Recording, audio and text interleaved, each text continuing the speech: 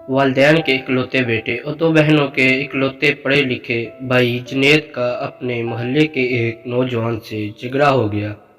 ہاتھا پائی ہوئی اور کچھ گالیوں کا تبادلہ بھی ہوا۔ جنید گھر آیا اور اپنے کمرے میں بیٹھ گیا۔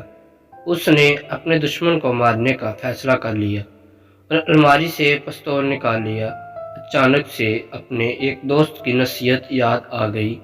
دوست نے اسے ایسا کوئی بھی انتہائی قدم اٹھانے سے پہلے 30 منٹ کے لیے واردات کے بعد کی صورتحال تصوراتی طور پر دیکھنے کا کہا تھا۔ جنید نے تصور میں اپنے دشمن کے سر میں 3 گولیاں فائر کر کے اسے ابدی نیند سلا دیا۔ 1 گھنٹے بعد وہ گرفتار ہو گیا۔ گرفتاری کے وقت اس کے والدین اور 2 بہنیں پھوٹ پھوٹ کر رو رہی تھیں۔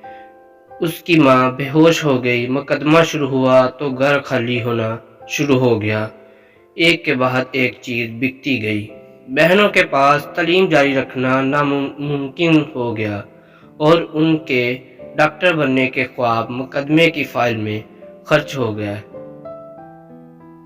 بہنوں کے رشتے آنا بند ہو گئے اور ان کے سروں میں چاندی اترنے لگی۔ جیل کی سلاخوں کے پیچھے ہر ہفتے والدین اور بہنیں ملاقات کے لیے جاتی۔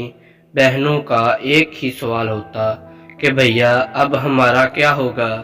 اب ہم اپنے بھائی کے بستر پر کسے سلائیں گے؟ ہم بھائی کے ناز کیسے اٹھائیں گے؟ بھائی کے پاس کوئی جواب نہیں ہوتا۔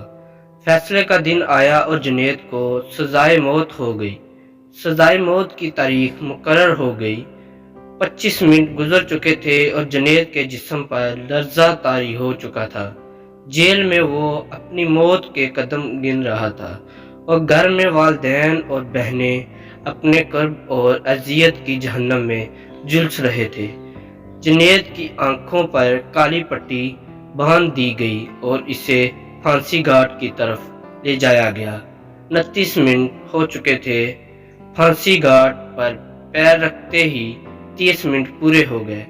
جنید پسینہ پسینہ ہو چکا تھا۔ اس کے جسم میں کپکپی طاری تھی۔